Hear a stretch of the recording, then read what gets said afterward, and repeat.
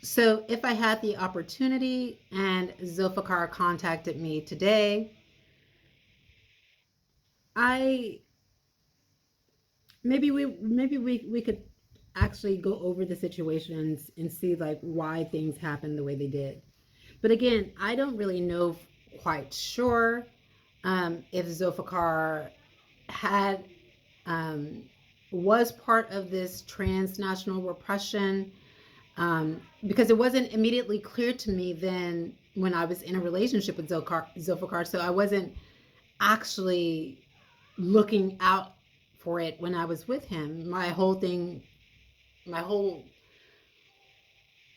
frame of thinking when I was with Zulfikar is that we were in a relationship that just was very, out of sync with one another. And um,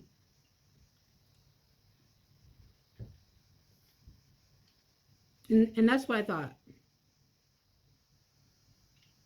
We're in a relationship, we're out of sync with one another, and it just didn't work out. And things got out of hand. And there was a situation where he tried to at the toward the end, like it was weird. Like we were walking, and I'm not going to share all the details because they're just too sensitive. But we were one right before like the transfer, right before we got moved. We were walking. It was late at night, and we were walking, and Zulfikar, like we were having problems, and Zulfikar was walking down the street, and it was weird because he was trying to lure me down the street into like the darkness somewhere, and I didn't know why he was doing that. Like, and I even wrote this to iPass. I actually articulated this to iPass, that he was trying to lure me down into the street. Like, so basically, we lived in the same house. I mean, well, not at that time. Like, we lived in the same house. He lived in, uh, after we had, like, after I refused to move into the new place with him, he moved into the men's block, which was an accommodation. I actually I actually stayed in the house that we were living in. But that night, strangely, like,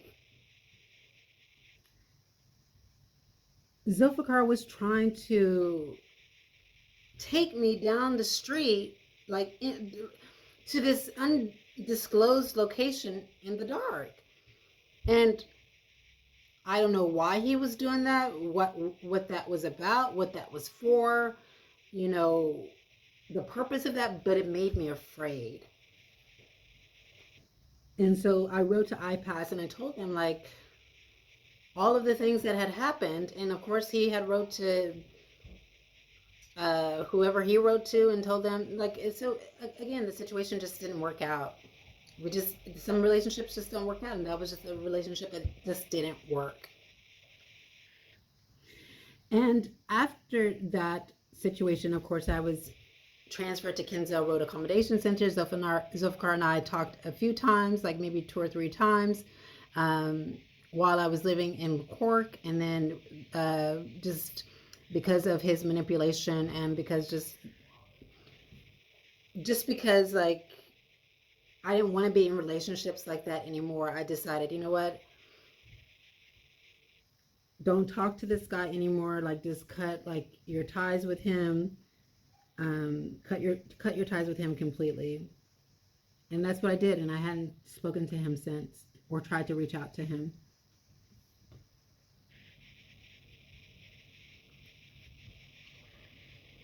And there's other things that have happened that involve Zulfikar, and I won't get into that. I'll talk about that another time. I'm not ready to actually open up about that right now.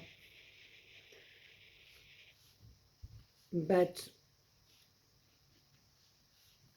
when I was at the Kinsale Road Accommodation Center, there were a few people that were trying to befriend me. One was a Pakistani guy named Bilal, Hamed Efez, I think, or Efez Hamed, I forget his name. He's from Pakistan. And basically, this is when I knew that something was going on within this direct provision center, and that I was actually the person who was being, pursued and sought in a negative way. And I would, again, Bilal, at first it seemed like, our relationship was, not relationship, but our friendship was, that it was just like an ordinary friendship. We would go to McDonald's and we would eat, and sometimes he would pay, sometimes I would pay.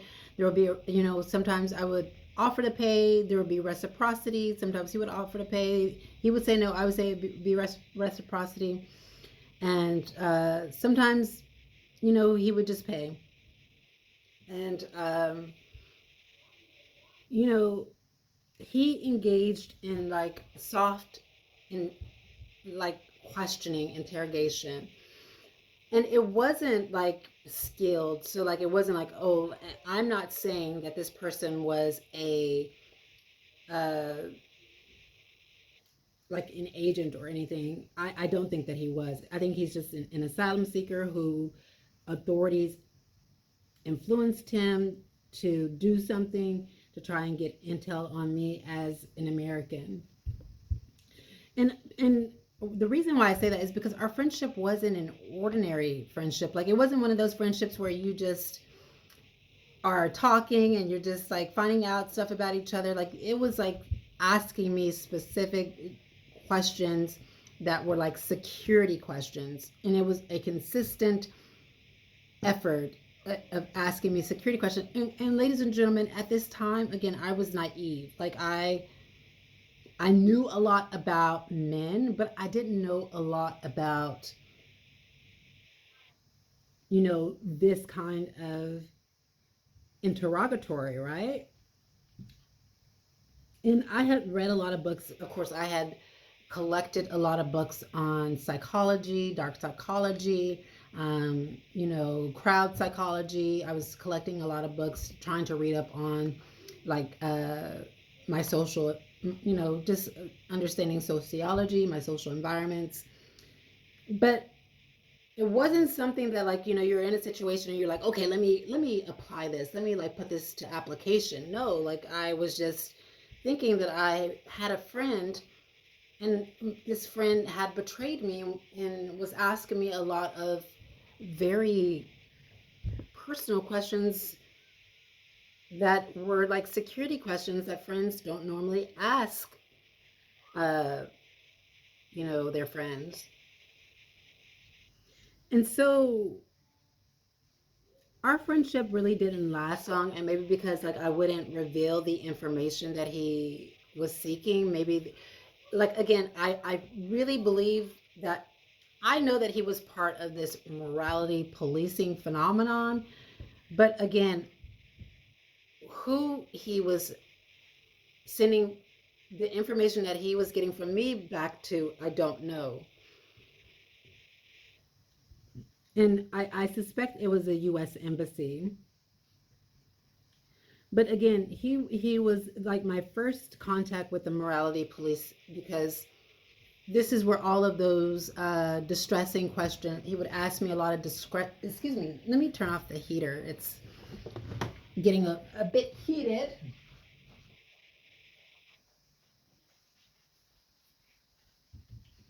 So he would ask me a lot of distressing questions. And at that time, I was just like, let me just cut my contact with him, and it'll be that.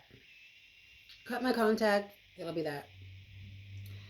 And I had done a tarot reading, and my tarot said, tread carefully because someone is trying to take you down. And at that point, like, my tarot rarely ever lies. Like, sometimes I'll mistake the information that it'll give me, and a lot of the times when it is telling me something, sometimes it'll be telling me about how a situation is going to unfold, and sometimes I'm thinking it's going to unfold in my best interest, but it's actually the opposite. It's the process of learning tarot. But I had learned this early on and understood this quite clearly, that the tarot was telling me, like, tread carefully because there is somebody trying to take you down. And I was like, okay, like, why is this happening, right? Why is this happening? And so I wanted to try and be very careful. I didn't understand, like, I was taking the tarot's message under advisement. And after taking the tarot's message under advisement,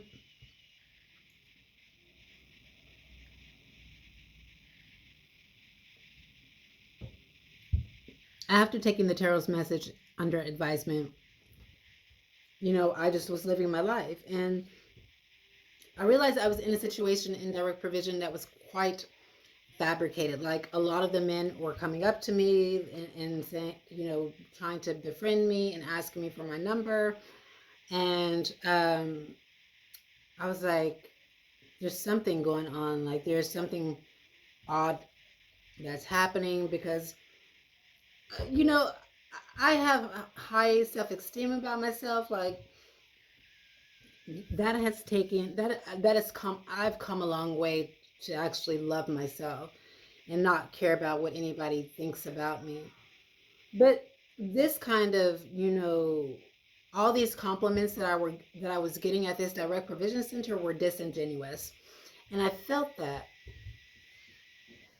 And so a lot of things happen. Like, for instance, I remember, let me tell you what happened. I was in a situation where I had a friend there who I had talked to previously, who he was from Afghanistan, who I thought, and this is my problem, ladies and gentlemen. I'm thinking that all these people are my friends. I'm thinking that these people really do care about me and care about my best interest and my welfare, and that they really care about me, only to find out that none of these people care about me at all. And again, like, there was this guy there who was from Afghanistan, and there's a lot of details to that friendship that I'm not going to get into. But again, he was there as well, who I had met him when I first got to the Republic of Ireland. And of course, we were at Balseskin together, and then when I came to Cork, we were at the same accommodation center in Cork. And for the first part, we just had a couple of conversations and didn't think anything of it. And I really didn't have a lot of conversations with him. But ladies and gentlemen, let me tell you what happened. There was an Pakistani woman, not a woman, but she was a Pakistani, like, teenage girl, and a Indian girl. Now, I don't have anything against these people. So when I'm bringing up these ethnicities, it's just to, tell the story how it unfolded and how things happened, right? And so basically,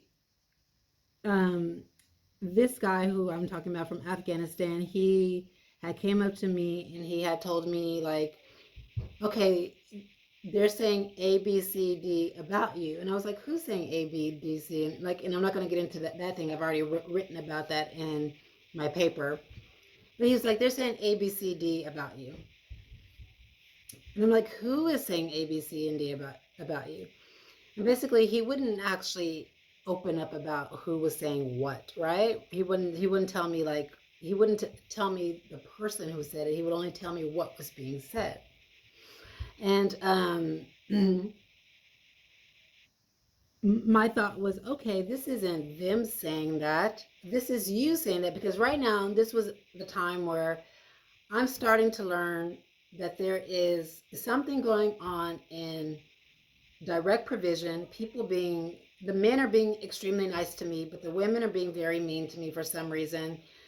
the things, it's just everything is not making sense in this situation. And so when where ladies and gentlemen, wherever he would go, but let's say for instance, like if he was walking somewhere and I happened to be walking, there was these two girls that liked him, his I even forget his name. God, I don't even, I can't even remember his name right now. Um, but he had a friend that was also from Afghanistan, and they two were walking. So basically, he was walking, and he and his friend were walking, and every time, like, for just by happenstance, that he and I were in the same vicinity and in the same space, and he was walking somewhere or he was coming into some place, these two girls that liked him, so I think that they were 17, these guys were in their 20s. um I think I don't know the age of these two girls, but I know that they're teenage girls. And so these two, or what was she? No, Shirazi. I think she was the oldest. Actually, let me not speak on that because I don't actually know exactly their ages. But there were. I'll just say this: there were two girls who would always, like, follow behind me, like literally, like on my back, every time they seen like this guy, these two guys walking, or if he was walking by himself, like she would walk behind me, like, and I was like, girl, I don't want this guy, like, he and I at one point were friends. I don't want to be, you know, like, I don't want him like that. And so it got out of control. Like, it was consistently happening over and over and over, to the point to where it just made me very uncomfortable. And I felt like, okay, this is harassment. Like, oh, imagine this. Let's say, for instance, you let's say, for instance, you live in a building, and every time every time a man walks in a particular direction, and you happen to just, by coincidence, you happen to, like, you guys are crossing each other's path, and you are walking too, and you have this woman who likes him is always trailing behind you to see, like, what you're going to do with this guy. That could get annoying after a while, couldn't it not? Like, let's say, for instance, you thought that, like, you're at work, and there's a guy that works with you, and you guys have to cross paths because you work in the same department.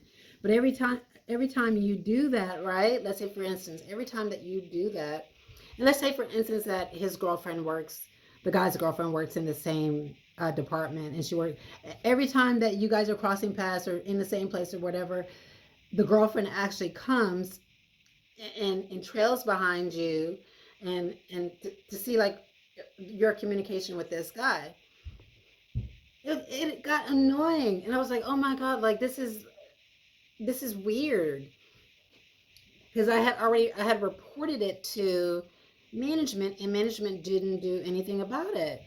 So because that was continuously happening, and because, like, there was these rumors that were being spread about me in direct provision, and I was being treated unfairly, what I started to do was, like, I started to actually document it. And I was like, you know what, Kiana, maybe because they're creating drama, maybe you should create drama.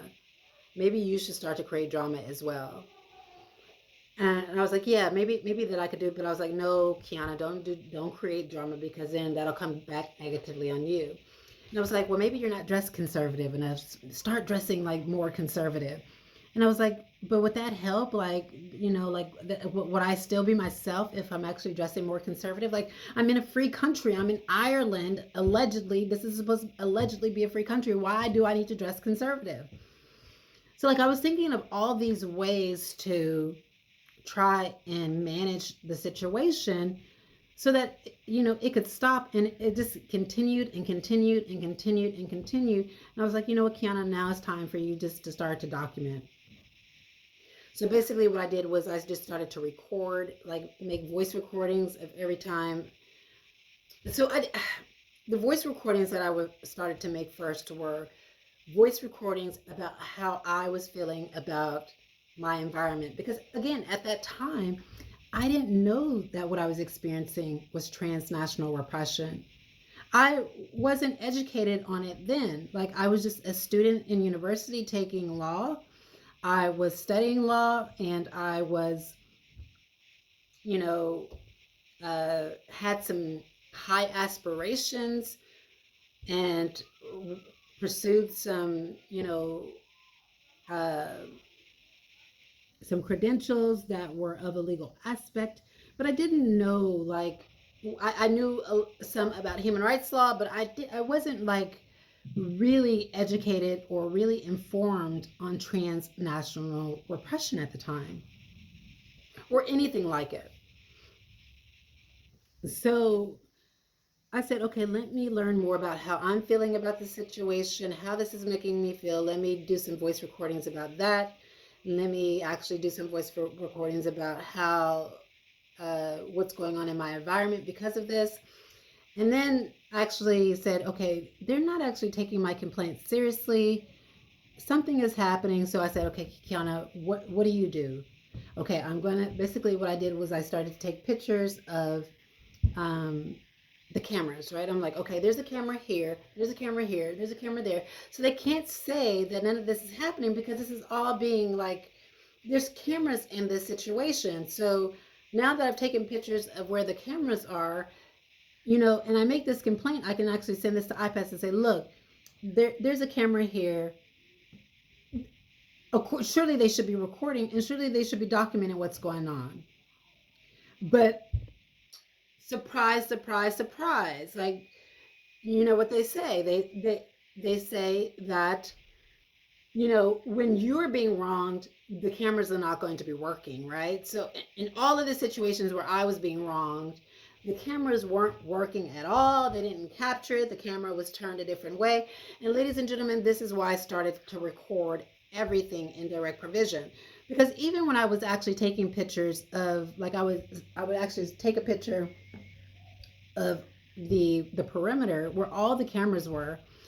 Even when I did that, like, that did no good, because I'm like, okay, you guys have cameras here, surely you should do something about this situation.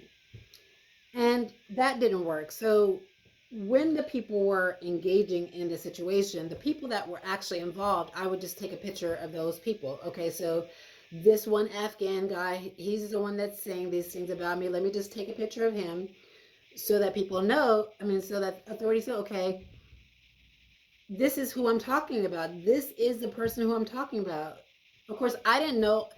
I would go to management and I would say, can you give me the information on this person? Can you give me their name and their details? Can you tell me like what room they live in and their name?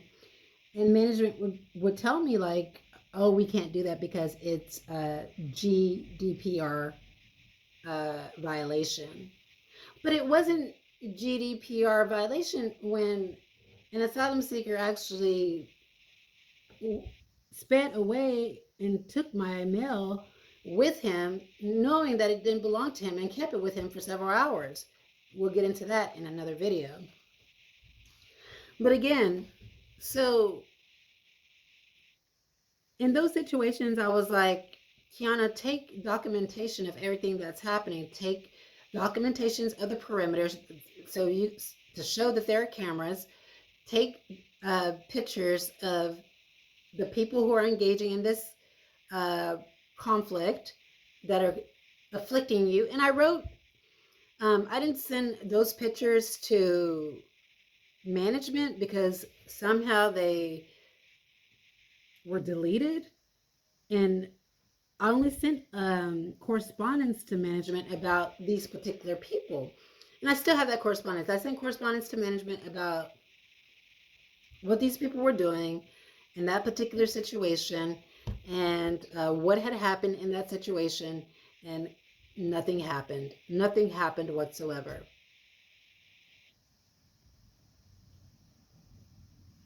So after that happened, I was like, okay, what do you do next, Kiana? What is there to do next?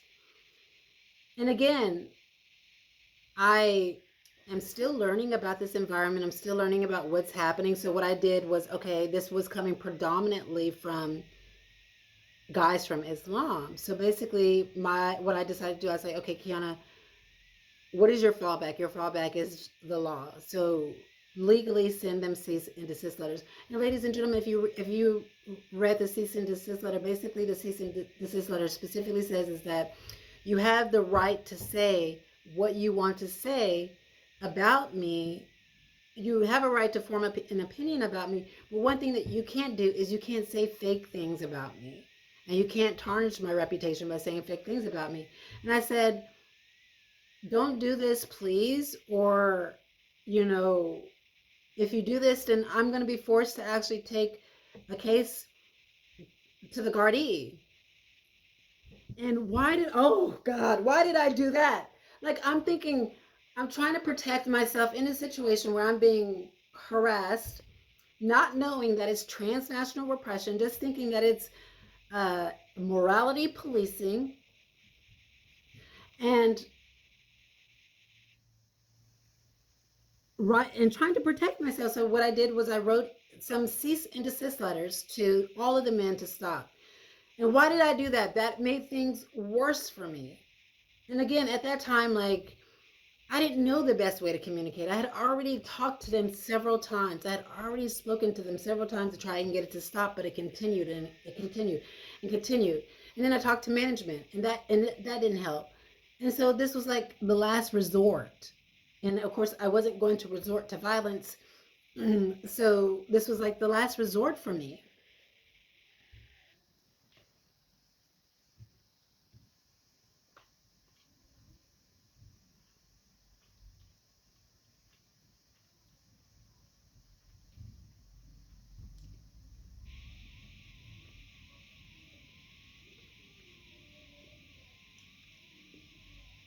So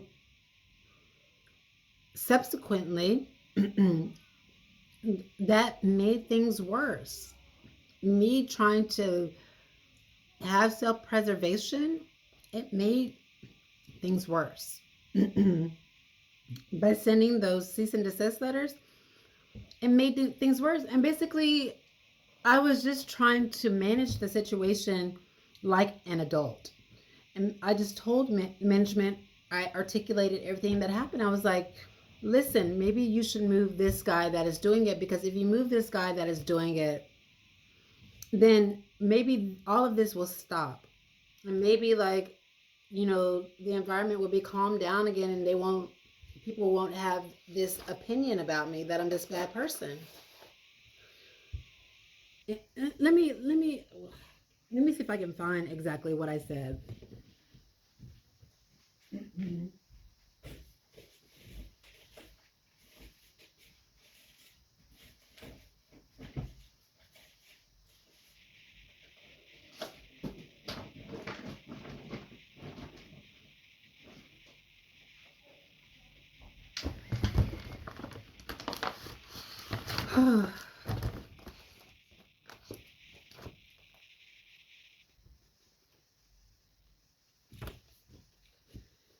Wow, I'm surprised that I have this one folder that's really organized well.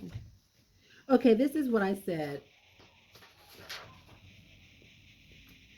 These were my past solutions at containment. So this is what I tried to do to maintain peace. I said I kept away from all the dorms that house men.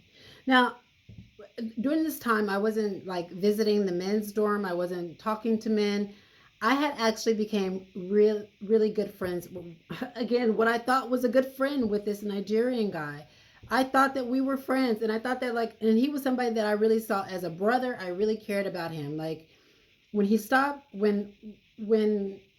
talking to me, it really hurt me. And But he was somebody I saw as a brother, and it wasn't a romantic situation whatsoever. But at this time that I wrote this letter, like I wasn't going to the men's dorm, I wasn't talking to any guys in the men's dorm, and this is what I said. I kept away from all the dorms that house men. In other words, I have not entered, visited, or loitered around the units where men are housed. At that time, so this was during this time. This was in August 2021, and that's when I had got transferred to Cork in, what was that, June? In June. So June, July, August. 3 months. So, ladies, you see how early this is that I'm starting to experience this in a direct provision. So, within 3 months, I'm experiencing this. I hadn't been in the men's dorm at all, and there shouldn't be any reasons why people are saying these things about me. And this is what I also said, how I tried to actually maintain peace and to contain the situation. I said, um, I've also protected my own personal space by not inviting men to enter, visit, or loiter around my room. I didn't invite any men into my room at Cork. The only guy that actually came into my room was the Nigerian guy. And of course, he was somebody that I seen as a brother, and I had learned to trust him, and I had let him in my room a couple of times. And then I said, I've also disregarded the rumors so that more life would not be brought into them. So basically, I just tried to ignore them, right? And then I kept all visit with men in the social rooms so that all activity would remain under surveillance. So people couldn't say anything about me that wasn't happening, that wasn't true. Do you see like what I'm doing? And then I said, I kept all, I said, I've also conversed with the two girls that I had mentioned to you guys earlier and asked them not to empower this guy and further disclose to them how he assassinated my character. So at the time, I was thinking it was him. And so what did I do? I was trying to look out for their best interests, and this is my problem. And this is why I'm not doing that anymore. And I had stopped doing that because this is what was digging me into a deeper hole, because I was having this pathological, altruistic viewpoint of the world, and I was trying to look out for Kateba, and now I'm trying to look out for these two girls who I feel like, he could do the same thing to. And again, ladies and gentlemen, God is my witness. I hope that he strikes me down if I'm being deceitful about this. I didn't care at all whether or not this girl was with this Afghanistan boy. She didn't actually end up with him. She actually ended up marrying Bilal. This one girl, there were two girls. The other girl, she ended up marrying a guy in another country, and I think he was in the UK. And the other girl ended up marrying the Bilal that I'm talking about. So again, I confided in one of the girl's older brother. So basically, like I'm thinking I'm doing the right thing. I went to her older brother, the one who liked the guy, and I went to her older brother and I was like, hey, can you please like tell them to stop this? Like, please, like I just don't want to go through this. And he was like, oh, you think you're so innocent. And I'm like, what does he mean by that? Like, so that's what I did to try like to contain the situation. And this was like the recommendation. And I was like, if Kinsale management petitioned for my transfer, this would embolden the attacker and reinforce the rumors. It would also send a message that such is tolerable at Kinsale and not subject to reproach. The attacker and I both were given house rules upon arrival. These rules are clearly established. We must always treat each other with respect. I was respecting everybody. I wasn't disrespecting anybody. And I said, this includes other residents. We will not accept improper behavior such as harassment, intimidation of any kind. Like, this is the way that I was feeling.